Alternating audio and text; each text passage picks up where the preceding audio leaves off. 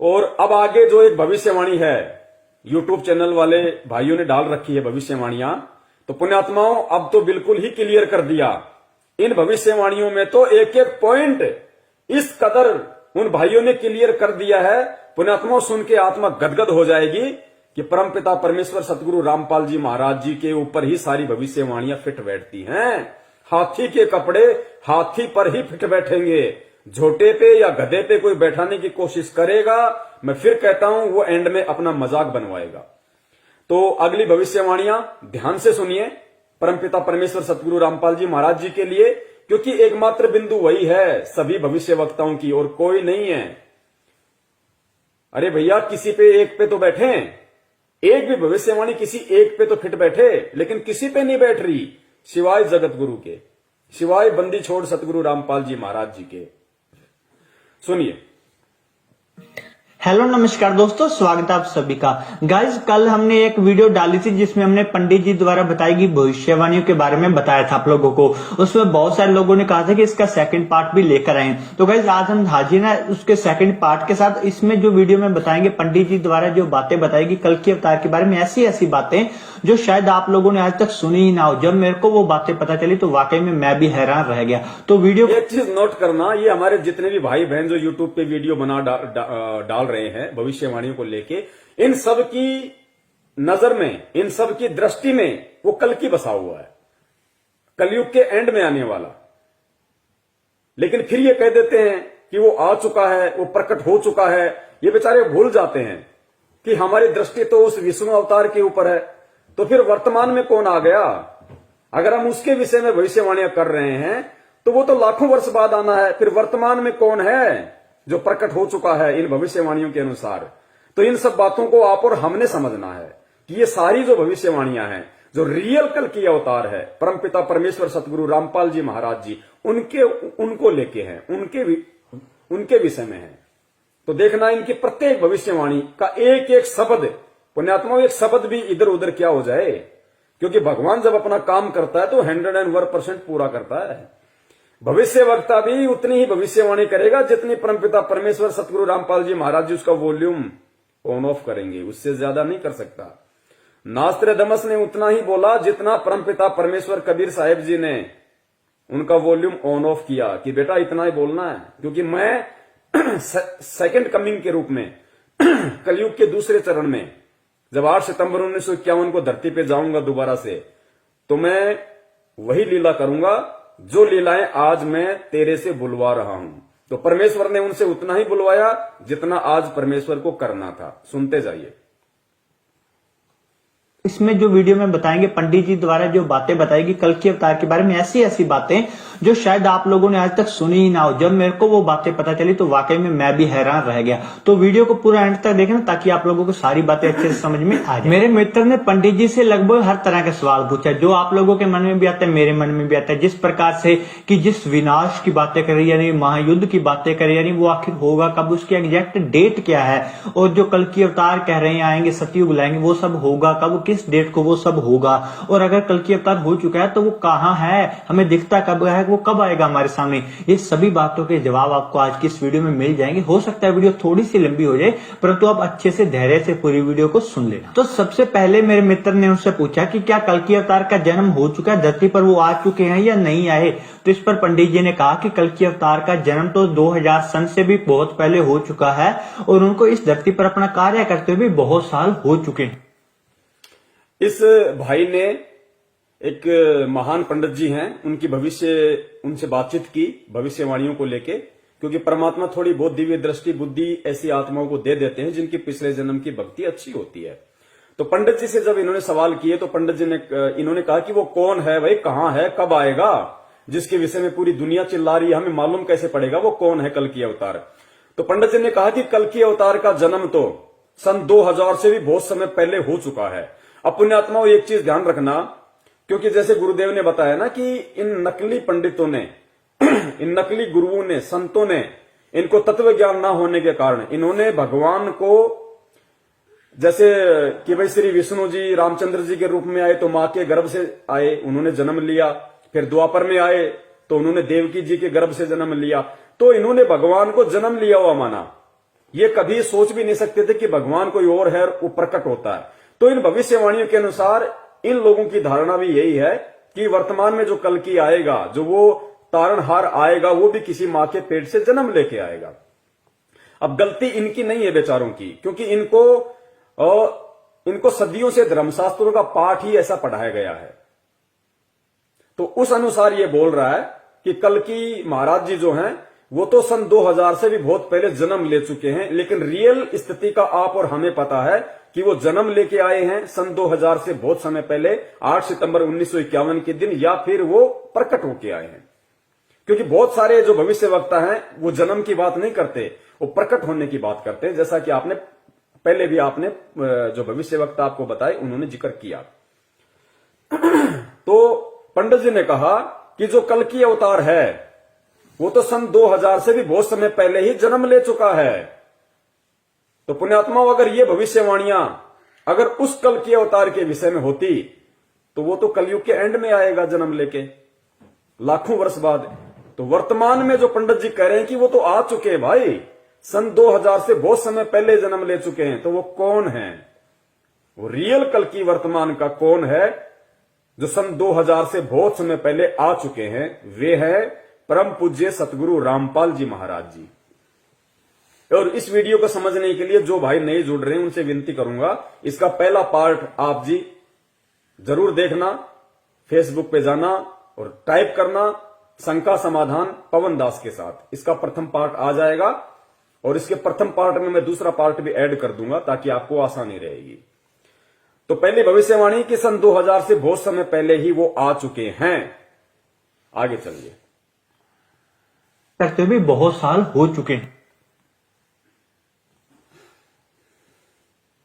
तो इसके बाद मेरे मित्र ने पंडित जी से पूछा कि पंडित जी जिस विनाश की बातें करी जा रही हैं उस विनाश की आखिर एग्जैक्ट डेट क्या है, वो कब होने वाला है? तो इस पर पंडित जी ने कहा कि विनाश का समय तो हो चुका है, आज नहीं आज से बहुत समय पहले हो चुका था। जब जब भी साइंटिस्टों ने इस प्रकार की भविष्यवाणी या बातें बताई कि दुनिया खत्म होने वाली, जिस प्रकार से 2012 में दिसंबर में बात कही जा रही थी कि 12 दिसंबर को दुनिया खत्म हो जाएगी, इससे पहले भी लगभग 1998 और पहले भी बहुत बार साइंटिस्टों ने इस प्रकार की बात कही है कि दुनिया खत्म हो जाएगी, इसके आसार बन रहे हैं। तो पंडित जी ने कहा कि तब धरती के विनाश का जो समय था वो निश्चित हो चुका था, परंतु जो कल्कि अवतार अपना कार्य कर रहे थे उन्होंने ही अपने प्रताप से वो समय को आगे आगे टालते आ रहे हैं। तो आपको बता दें कि 2012 पुण्यात्माओं ध्यान देना, ये विशेष टॉपिक है। जब इन्होंने पंडित जी से पूछा कि पंडित जी लोग कहते हैं कि भाई विनाश का समय नजदीक है, धरती पे विनाश होने वाला है, पूरी पृथ्वी का सत्यानाश होने वाला है, तो पंडित जी ने कहा कि भाई वो विनाश का समय तो बहुत पहले निकल चुका है, वो विनाश का समय तो बहुत पहले निर्धारित था। और आप और हम सब ने भी अच्छे से सुना है, 1998 में कहा गया था कि भाई पूरी धरती ही उल्ट पुथल हो जाएगी, ऊपर से कोई आग का गोला आएगा, पूरी धरती नष्ट हो जाएगी। वो रियल था, वो फैक्ट था। लेकिन उससे पहले ही परमात्मा 8 सितंबर 1951 के दिन धरती पे प्रकट हो चुके थे।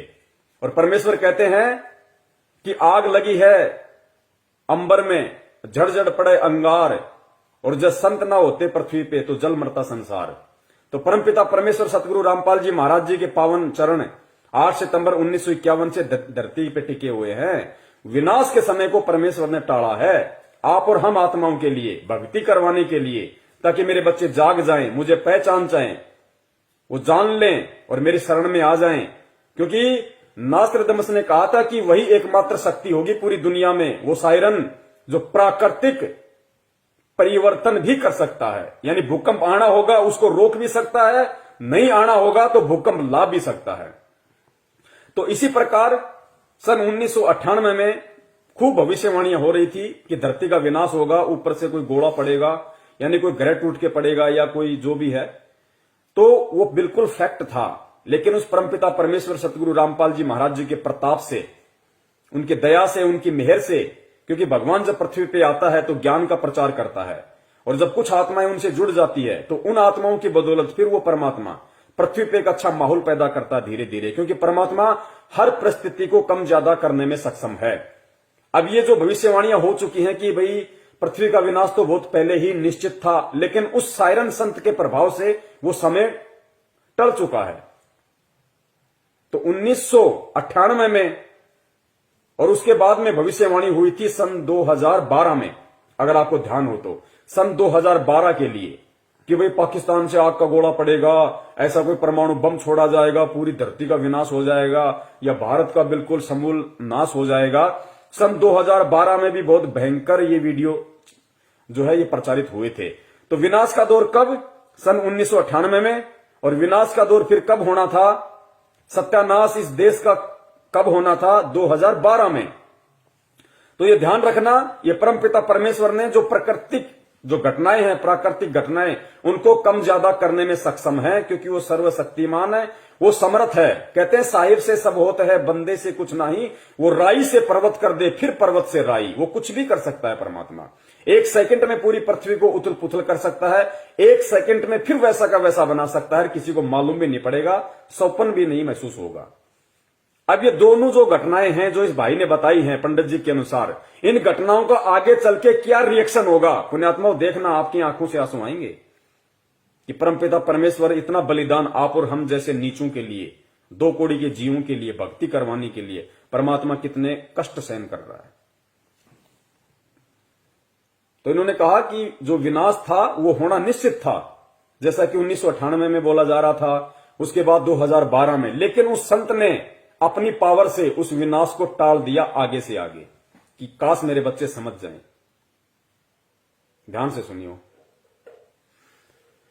तो इसके बाद मेरे मित्र ने पंडित जी से पूछा कि पंडित जी जिस विनाश की बातें करी जा रही हैं, उस विनाश की आखिर एग्जैक्ट डेट क्या है, वो कब होने वाला है? तो इस पर पंडित जी ने कहा कि विनाश का समय तो हो चुका है, आज नहीं आज से बहुत समय पहले हो चुका था। जब जब भी साइंटिस्टों ने इस प्रकार की भविष्यवाणी बातें बताई कि दुनिया खत्म होने वाली, जिस प्रकार से 2012 में दिसंबर में बात कही जा रही थी कि 12 दिसंबर को दुनिया खत्म हो जाएगी, इससे पहले भी लगभग 1998 और पहले भी बहुत बार साइंटिस्ट 2012 और 1998 का जिक्र मैं नहीं कर रहा, ये भाई खुद कर रहा है भविष्यवाणी के अकॉर्डिंग। आगे चल के परमात्मा साबित करवाएंगे कि उस सायरन संत से 2012 और 2098 में जो विनाश होना था उसका क्या संबंध है। तो इस पर पंडित जी ने कहा कि विनाश का समय तो हो चुका है, आज नहीं आज से बहुत समय पहले हो चुका था। जब जब भी साइंटिस्टों ने इस प्रकार की भविष्यवाणी बातें बताई कि दुनिया खत्म होने वाली, जिस प्रकार से 2012 में दिसंबर में बात कही जा रही थी कि 12 दिसंबर को दुनिया खत्म हो जाएगी, इससे पहले भी लगभग 1998 और पहले भी बहुत बार साइंटिस्टों ने इस प्रकार की बात कही है कि दुनिया खत्म हो जाएगी, इसके आसार बन रहे हैं। तो पंडित जी ने कहा कि तब धरती के विनाश का जो समय था वो निश्चित हो चुका था, परंतु जो कल की अवतार अपना कार्य कर रहे थे, उन्होंने ही अपने प्रताप से वो समय को आगे आगे टालते आ रहे हैं। तो आपको बता दें कि 2012 में सिर्फ साइंटिस्टों ने नहीं परंतु बहुत सारे भविष्यवक्ता, जिस प्रकार के इंग्लैंड के एंडरसन और माया कैलेंडर द्वारा भी इस बात के संदेश मिल रहे थे कि 2012 में दुनिया का विनाश हो जाएगा। और पंडित जी ने कहा कि तब विनाश तय था, परंतु कल की अवतार जो पृथ्वी पर मौजूद थे उनके कारण ही ये विनाश आगे टलता आ रहा है, और अगर वो इस पृथ्वी पर ना होते तो ये संसार कब का जल मरता। जब अगर वो संत इस पृथ्वी पे ना होता, वो कल की अवतार, तो ये संसार कब का जल मरता। माई कैलेंडर से लेके और इजराइल के कीरो ने भी भविष्यवाणियां कर दी थी सन 2012 के लिए और 1998 के लिए, जो पृथ्वी का विनाश तय था। लेकिन उस संत के प्रभाव से जो पृथ्वी पर पहले से मौजूद है, उसके प्रताप से वो इन परिस्थितियों को आगे से आगे टालते गए, आप और हमारे लिए, भक्ति करने वाली आत्माओं के लिए, ताकि मेरे बच्चों को मैं एक अच्छा माहौल दे सकूं, भक्तिमय वातावरण दे सकूं, किसी प्रकार की दिक्कत आपत्ति मेरी आत्माओं को, मेरे बच्चों को ना हो। पुण्यात्माओं, आप और हमारे लिए आगे देखना क्यों टाली परमात्मा ने, और टालने के प्रतिफल में परमात्मा ने कितना बड़ा बलिदान दिया। कैलेंडर द्वारा भी इस बात के संदेश मिल रहे थे कि 2012 में दुनिया का विनाश हो जाएगा। और पंडित जी ने कहा कि तब विनाश तय था, परंतु कल की अवतार जो पृथ्वी पर मौजूद थे उनके कारण ही ये विनाश आगे टलता आ रहा है, और अगर वो इस पृथ्वी पर ना होते तो ये संसार कब का जल मरता। जब आगे सुनिए।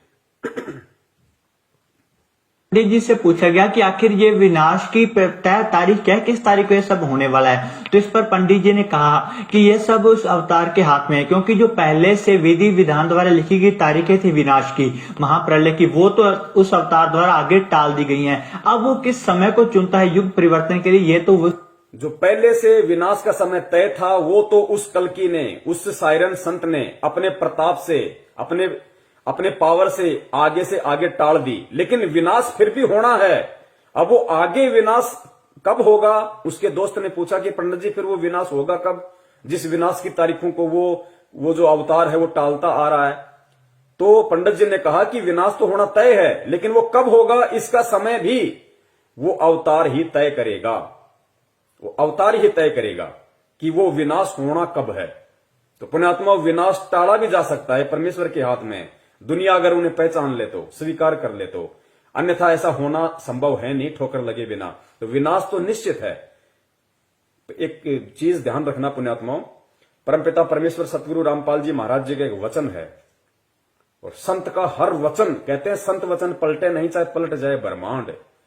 गुरुदेव ने बार बार कबीर सागर को पढ़ाते समय आप और हमें बताया कि पुण्यात्माओं, एक दिन देख लेना पूरी दुनिया ये भक्ति करेगी। कबीर सागर में लिखा है, घर घर होगा बोध विचारा। घर घर में बोध विचार होगा, परमात्मा के ज्ञान की चर्चा होगी एक समय में पूरी पृथ्वी पे। तो आज की परिस्थितियां अगर हम देखें, 7.5 अरब की जनसंख्या, लोगों को विश्वास नहीं होता कि कैसे लोग ऐसे सुखों में लोग कैसे भगवान को याद करेंगे। पुण्यात्माओं, उस विनाश के बाद उस समय आएगा कि घर घर में परमात्मा की चर्चा होगी, क्योंकि उस विनाश के समय में इस पृथ्वी पे आधे ही प्राणी रह जाएंगे। ये देख लो, इतना भयंकर तांडव मचेगा, आप और हमारी आंखों के सामने होगा। वो इस पृथ्वी पे आधे ही प्राणी बचेंगे, और वही बचेंगे जो भक्ति करने की इच्छा रखते होंगे। आप देखना आगे की भविष्यवाणियों में, वही बचेंगे और नहीं बचेगा। 15-15 कोस पे कोई आदमी दिखाई नहीं देगा।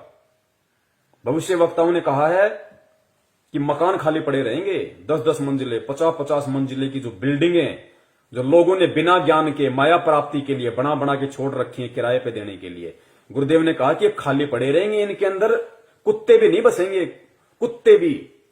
वो समय आएगा, सुनना आगे कि जो पहले से विधि विधान द्वारा लिखी गई तारीखें थी विनाश की, महाप्रलय की, वो तो उस अवतार द्वारा आगे टाल दी गई हैं। अब वो किस समय को चुनता है युग परिवर्तन के लिए, ये तो उसी अवतार पर डिपेंड करता है। पंडित जी ने कल के अवतार के बारे में और बताते हुए कहा कि यह जो अवतार होगा वो आज तक का सबसे बड़ा ईश्वरीय अवतार होगा। जिस प्रकार के आज के समय में सभी धर्म वाले अपने अपने धर्म गुरुओं के ऊपर श्रद्धा रखते हैं, उनकी पूजा करते हैं, आने वाले समय में इनके ऊपर श्रद्धा पूरे विश्व के लोग रखेंगे, इनकी पूजा पूरे विश्व में करी जाएगी। अगर अपने बात करें इतिहास की, तो हमें इतिहास मालूम है सिर्फ राम जी कृष्ण जी तक, यानी कि द्वापर युग त्रेता युग तक। उससे पहले कितने लाखों करोड़ों युग बीत गए, तब कौन कौन से ईश्वरीय अवतार आए, उनके बारे में हमें कोई जानकारी नहीं है, और ना ही कोई भी आज उनकी पूजा करता है। परंतु ये जो अवतार होगा, जो सबसे बड़ा ईश्वरीय अवतार होने वाला है, कल की अवतार, इनकी पूजा, इनके ऊपर श्रद्धा आने वाले, जब तक ये पृथ्वी अस्तित्व में रहेगी तब तक लोग इनकी पूजा करते रहेंगे। इसके देखिए, ये संकेत है, ये भी हमने समझना पड़ेगा। पंडित जी ने कहा कि ये जो आने वाला जो अवतार है, जो ये, इसकी पूजा पूरा विश्व करेगा। ये विश्व का सबसे बड़ा अवतार होगा, और ये सभी धर्मों को एक धर्म में लाके जोड़ देगा। सभी धर्मों को एक धर्म में लाके जोड़ देगा। वो जो कल की अवतार है, जो लाखों वर्ष बाद आने वाला है, वो नहीं कर पाएगा, क्योंकि फिलहाल तो राजा हरिश्चंद्र जी आएंगे आगे, वो तो खाली एक आत्मा है। जबकि खुद विष्णु रूप में राम आए थे, श्री कृष्ण आए थे, वो सभी धर्मों को मिला के एक नहीं कर पाए। तो पुण्यात्माओं, वो पूरी दुनिया में उनकी पूजा नहीं हो पाई। लेकिन इस कल की अवतार के विषय में कहा जा रहा है कि पूरी दुनिया उनकी पूजा करेगी, वो सभी धर्मों को एक कर देगा। सभी धर्म के मानने वाले लोग उसी की पूजा करेंगे, केवल एक ही धर्म रहेगा। और परमपिता परमेश्वर सतगुरु रामपाल जी महाराज जी का पहला नारा है कि जीव हमारी जाति है, मानव धर्म हमारा, हिंदू मुस्लिम सिख ईसाई धर्म नहीं कोई न्यारा। पुण्यात्माओं, एक एक पॉइंट इस परम पिता परमेश्वर के ऊपर फिट बैठेगा। हाथी के कपड़े जोटे पे फिट नहीं बैठेंगे, ध्यान रखियो। आगे सुनिए दूसरी भविष्यवाणी में। मेरे मित्र ने पंडित जी से पूछा कि पंडित जी, अगर उस अवतार में इतनी ज्यादा शक्तियां हैं तो विनाश की क्या जरूरत है, वो तो अपने जादू शक्तियों से वैसे ही सभी को सुधार दे। तो इस पर पंडित जी ने कहा कि जो ईश्वर भी होते हैं वो भी अपने नियमों में बंधे होते हैं, ईश्वर भी कभी अपने प्रकृति के नियमों की उल्लंघना नहीं करते। पंडित जी ने आगे ये भाई कह रहा है कि मेरे दोस्त ने पंडित जी से पूछा कि पंडित जी, आप कह रहे हैं कि वो इतनी बड़ी पावर है, इतना बड़ा अवतार है, तो उसको ये विनाश करने टालने की क्या जरूरत है? वो तो पूरी दुनिया को अपने शरण में ले सकता है, सबको चमत्कार दिखा सकता है, वो तो कुछ भी कर सकता है। तो पंडित जी ने कहा कि देखो, जो ईश्वर होता है वो भी अपनी मर्यादाओं में बंधा होता है। ईश्वर भी जब इस पृथ्वी पे आते हैं तो इस इस प्रकृति के किसी भी नियम को नहीं तोड़ते। तो पुण्यात्माओं, ये सत्य है। परमपिता परमेश्वर कबीर साहिब जी का काल के साथ में वचन है। सत्संगों में गुरुदेव ने बताया ना कि बच्चों, मैं काल के साथ वचनबद्ध हूं। आदरणीय गरीबदास जी महाराज जी से परमेश्वर ने कहा कि भाई अनंत कोटि बाजी जहां हम रचे सकल ब्रह्मांड, पर गरीबदास मैं क्या करूं, यो काल करे जीव खंड। कि मैं यहां पे मजबूर हूं, समर्थ होते हुए भी मैं मजबूर हूं, क्योंकि मेरा खुद का वचन इस काल को दिया हुआ है कि भाई जोर जबरदस्ती नहीं करूंगा, मैं ज्ञान प्रचार करूंगा, ज्ञान दूंगा, सत्य बताऊंगा, सत्संग करूंगा। जो उस सत्संग को स्वीकार जो करेगा, जो बुराइयों को त्याग देगा, जो मेरे शरण में आके भक्ति करेगा, वो मेरा, बाकी आपका। तो पुण्यात्माओं, वो खुद ईश्वरीय अवतार स्वयं ही कबीर परमेश्वर जो आए हुए हैं संत रामपाल जी महाराज जी के रूप में, वो भी प्रकृति के नियमों को नहीं तोड़ते परमात्मा। तो ये सिद्ध होता है कि धरती पे परमात्मा मौजूद है। क्यों नहीं तोड़ते नियमों को? क्योंकि परमात्मा ने जब प्रथम सतयुग में अपने पुत्र जोगजीत के रूप में यहां आए और तपस्शिला पे जब काल के साथ उनकी वार्ता हुई, तो परमात्मा ने उसी को वचन दिया था। काल ने कहा था कि परमात्मा आप नीचे जाओगे, अपना ज्ञान दोगे, लेकिन जबरदस्ती मत करना। जो आपका ज्ञान समझे वो आपका, जो ना समझे वो मेरा। इस प्रकार परमात्मा प्रकृति के नियमों में बंधे होते हैं। इसका मतलब ये है। मेरे मित्र ने पंडित जी से पूछा कि पंडित जी, अगर उस अवतार में इतनी ज्यादा शक्तियां हैं तो विनाश की क्या जरूरत है, वो तो अपने जादू शक्तियों से वैसे ही सभी को सुधार दे। तो इस पर पंडित जी ने कहा कि जो ईश्वर भी होते हैं वो भी अपने नियमों में बंधे होते हैं। ईश्वर भी कभी अपने प्रकृति के नियमों की उल्लंघना नहीं करते। आगे सुनिए पुण्यात्मा ध्यान से। पंडित जी ने बताया कि जो कल्कि अवतार ने आज से पहले विनाश को टाला है, या आने वाले समय में विनाश के बाद जो वो लोगों की रक्षा करेंगे, वो कल्कि अवतार, उसका बदला भी खुद अपने शरीर पर कष्ट सहकर चुकाना पड़ेगा। क्योंकि ईश्वर भी कभी प्रकृति और कर्मों के नियमों को नहीं तोड़ता, इसलिए वो सभी का बदला अपने शरीर पर समय कष्ट लेकर चुकाएंगे। पुण्यात्माओं, 101% रोक पे खड़े होना चाहिए। दास तो बहुत बारी भविष्यवाणी सुन चुका है, क्योंकि दास वीडियो बना रहा है। तो यूट्यूब से दास ने वीडियो लिया, फिर इसको कई बार सुना, और दास ने जब अब भी इसको सुना है तो दास के रोंगटे खड़े हो गए। इस भविष्यवाणी में क्या कहा गया है, एक बार ध्यान से सुनिए।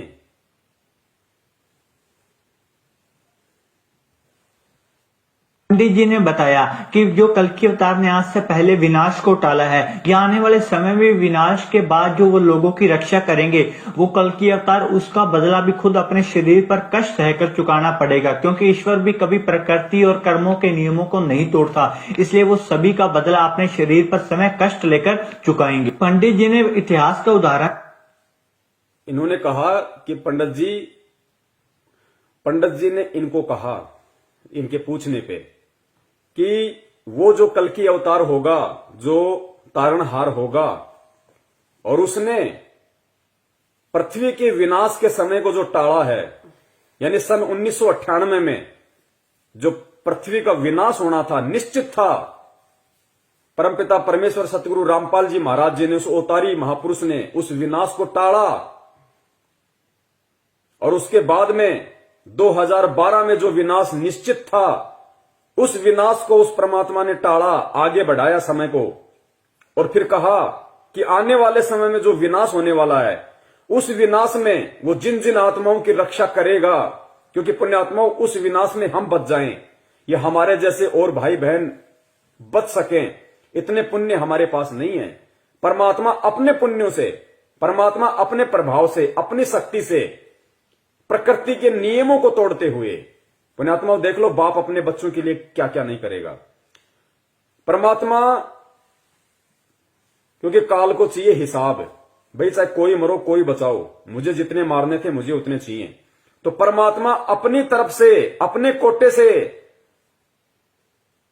हमारी रक्षा करेगा आने वाले समय में, हम भक्तों की भी। और 1998 में जिस विनाशकारी समय को परमात्मा ने आगे बढ़ाया, क्योंकि वो निश्चित था, वो प्रकृति ने निश्चित कर रखा था, काल ने विनाश का समय निश्चित कर रखा था, लेकिन परमात्मा ने उसको आगे बढ़ा दिया, टाल दिया। फिर 2012 में उस विनाश के समय को टाल दिया। तो पंडित जी ने कहा कि भगवान भी कभी प्रकृति के नियमों को नहीं तोड़ते। भगवान ने प्रकृति को पूरा हिसाब देना है, उसको पूरा हिसाब देगा परमात्मा कि भाई तेरे इसमें हस्तक्षेप नहीं करूंगा मैं। काल की नजरों में तो विनाश हो चुका। काल को नहीं पता कि पृथ्वी पे बिल्कुल सही वातावरण है। उसकी दृष्टि में तो परमात्मा ने काल को विनाश दिखा दिया कि तूने जितने मारने थे तूने देख मार दिए, लेकिन मैंने मेरी गुप्त शक्ति से इन सबको बचाया हुआ है। तो पंडित जी ने कहा कि भगवान भी कभी प्रकृति के नियमों को नहीं तोड़ता, और भगवान ने 2 बार जो विश्व का विनाश होना निश्चित था, उन घटनाओं को जो उन्होंने आगे बढ़ाया, जो उन्होंने उस घटनाओं को टाला, उसका बदला वो अवतार अपने शरीर पर कष्ट सह के चुकाएगा।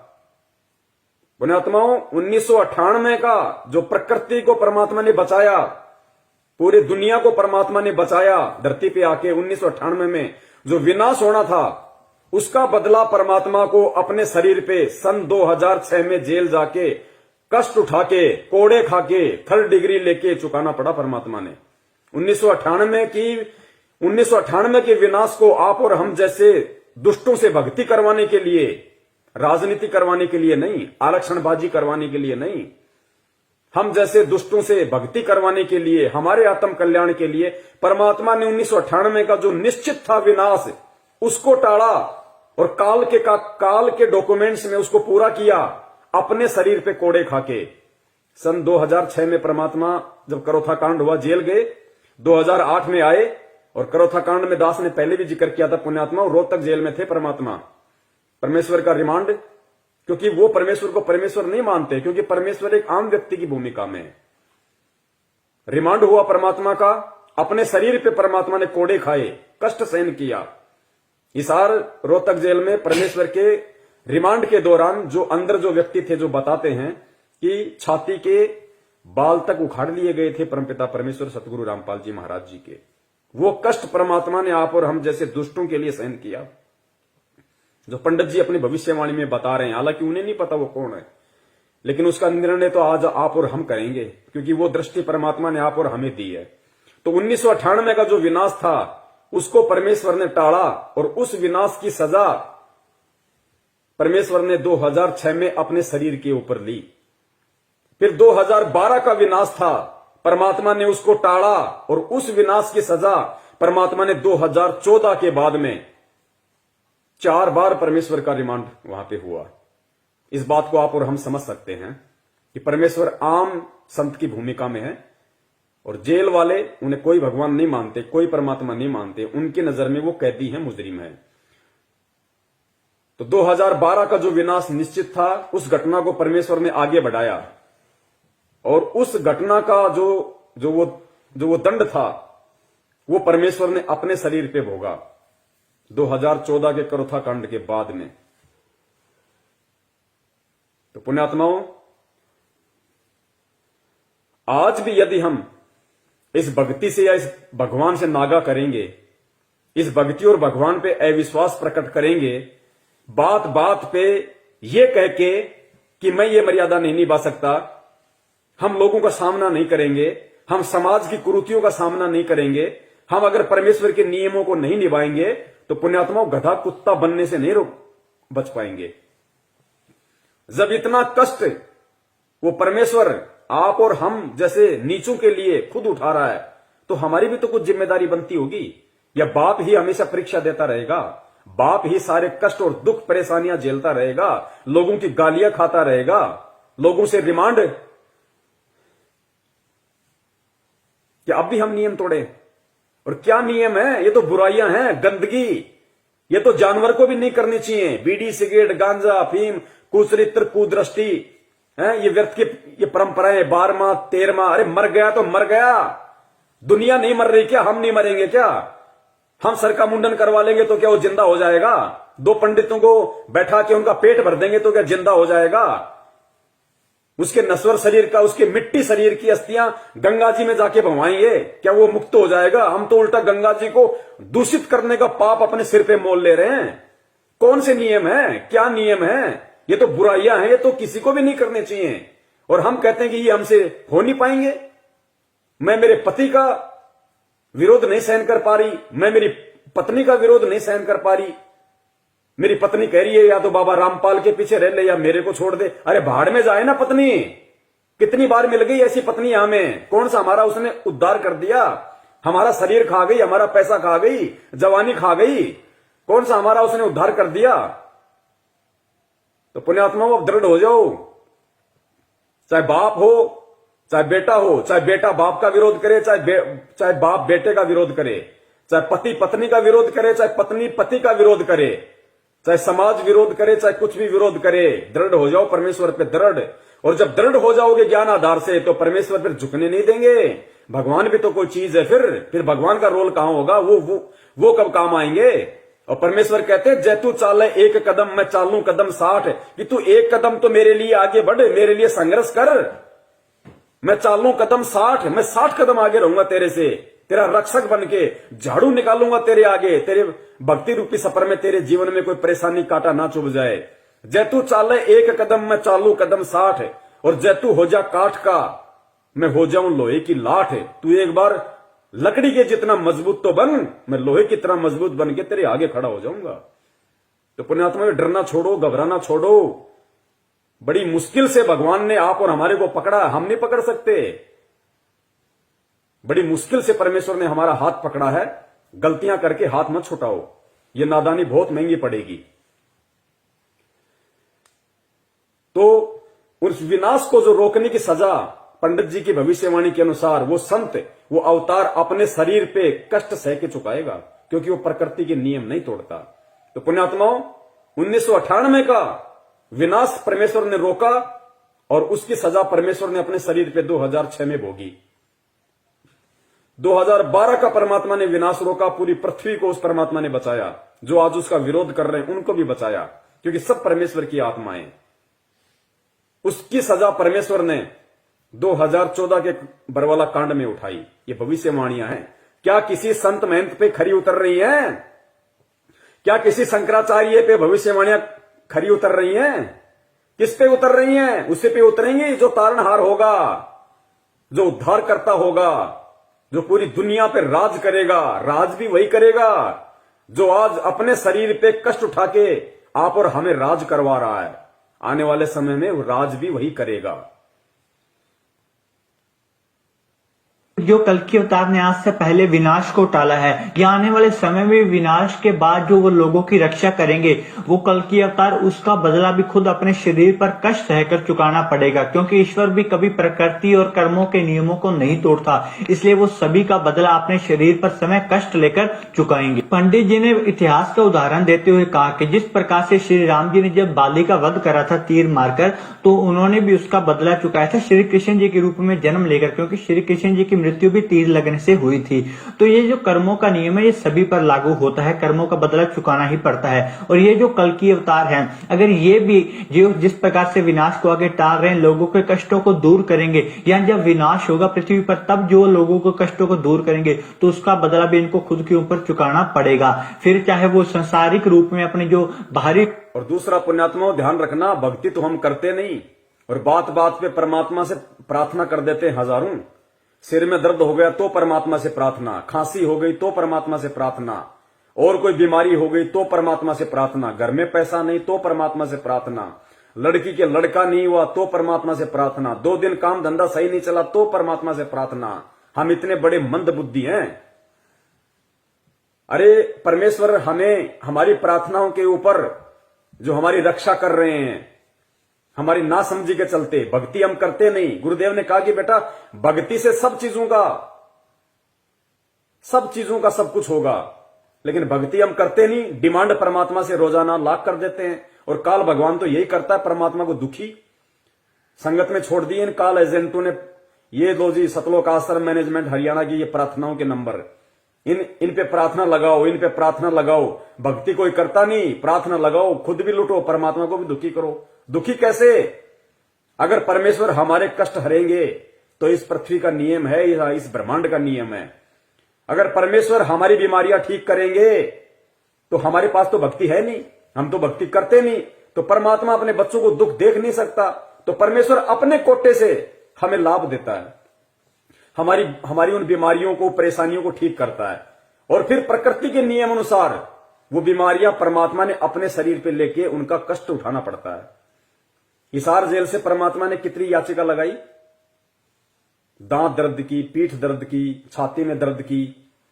पुण्यात्माओं, ये हमारी अनावश्यक जो डिमांड है परमात्मा से, कार की, कोठी की, पैसों की, लड़कों की, लड़कियों की, गाड़ी की, घोड़ों की, ये अनावश्यक जो हमारी डिमांड है ना, हमारी मंद बुद्धि के चलते जो हम उस परमात्मा से करते हैं, वो परमात्मा तो दयालु है, वो तो डिमांडें पूरी अपने करेगा। क्योंकि जो व्यक्ति जब बल्कि माता पिता बन जाते हैं ना, तब उन्हें मालूम पड़ता है।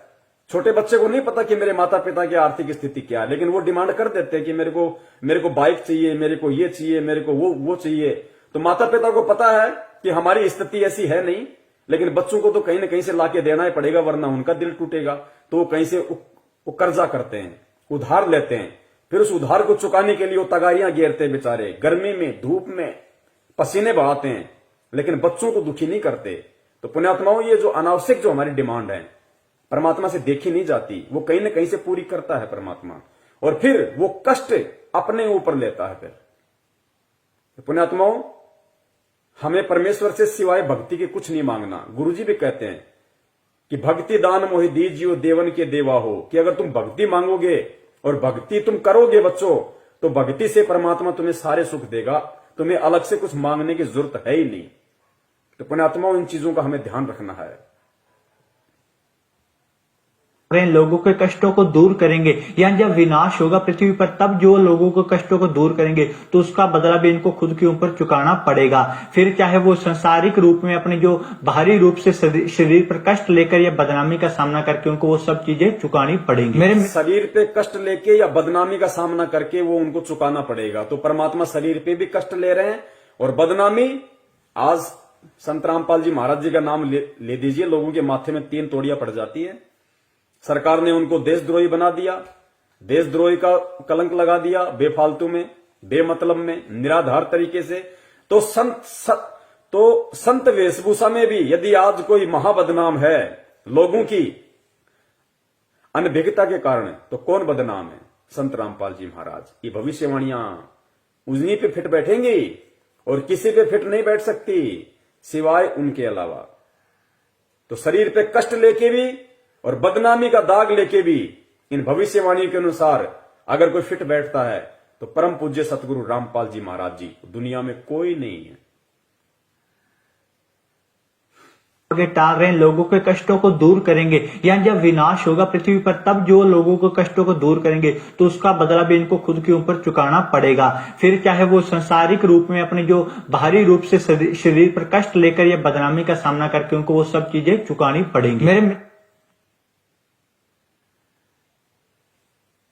मित्र ने फिर पंडित जी से कहा कि पंडित जी, बहुत सारी भविष्यवाणियों में और जो कल्कि अवतार के बारे में बताते हैं, वो लोगों को कहना है कि कल्कि अवतार खुद भक्ति कर रहे हैं लोगों की रक्षा करने के लिए, पृथ्वी की रक्षा करने के लिए, परंतु आप तो कह रहे हैं कि वो खुद ईश्वर का सबसे बड़ा स्वरूप है, तो वो किसकी भक्ति कर रहे हैं? ईश्वर ने नियम बनाया है कि जब मनुष्य ईश्वर की भक्ति करेगा उसके बाद ही उसे ईश्वर के दर्शन होंगे। यही नियम की पालना खुद कल्कि अवतार ने भी करी है, इसलिए उन्होंने भक्ति करी थी खुद अपने ही स्वरूप के दर्शन करने के लिए। आगे इन्होंने पंडित जी से पूछा कि पंडित जी, आप तो कहते हैं कि वो तो खुद परमात्मा है, वो तो सबसे बड़ा ईश्वरीय अवतार है, फिर पंडित जी वो किसकी भक्ति कर रहा है और क्यों भक्ति कर रहा है? तो पंडित जी ने कहा कि देखो, ईश्वर भी जब यहां पे आते हैं मानव शरीर धारण करके तो मर्यादाओं में रहते हैं, और वो कल्कि अवतार होगा, जो वो तारणहार होगा, वो अपने ही स्वरूप की भक्ति करेगा। पुण्यात्माओं, समझ में आ जाना चाहिए आप और हमारे को कि परमपिता परमेश्वर सतगुरु रामपाल जी महाराज जी भी वही भक्ति करते हैं, वही आरती और मंत्र करते हैं जो आप और हमारे को देते हैं। तो वो किसकी भक्ति कर रहे हैं? अपने ही स्वरूप की भक्ति कर रहे हैं। क्यों कर रहे हैं? एक भगत के रूप में ये उदाहरण पेश करते हैं कि बच्चों, जिस प्रकार मैंने भक्ति करके परमात्मा पाया या मैं परमात्मा प्राप्त करूंगा, इसी विधि से भक्ति करके तुम परमात्मा प्राप्त कर सकते हो। इसलिए खुद ईश्वर होने के बावजूद भी मानव शरीर धारण करने के बाद में उन मर्यादाओं में बंध के खुद वो परमात्मा अपने ही स्वरूप की भक्ति करता है। पुण्यात्माओं, आप और हमें तो परमेश्वर ने ज्ञान दे दिया, ये तो वो लोग बातें बोल रहे हैं जिन लोगों को तत्व ज्ञान नहीं है। तो ये बुद्धि उनको परमात्मा ने दी कुछ समय के लिए, ताकि आप और हमें आज दृढ़ विश्वास हो जाए कि हम किसकी शरण में हैं, किसकी शरण में हैं हम। सुनिए ध्यान से, अपने ही स्वरूप की भक्ति।